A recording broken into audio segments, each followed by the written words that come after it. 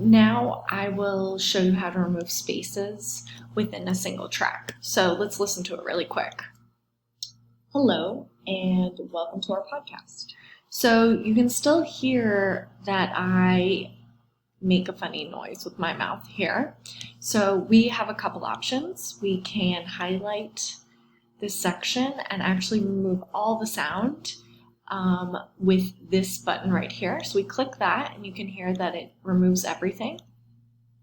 Hello, and or we can undo that silence, and then we can just delete it by highlighting a section and deleting it with our backspace button.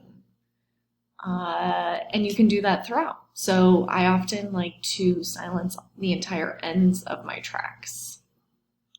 Like that. Okay.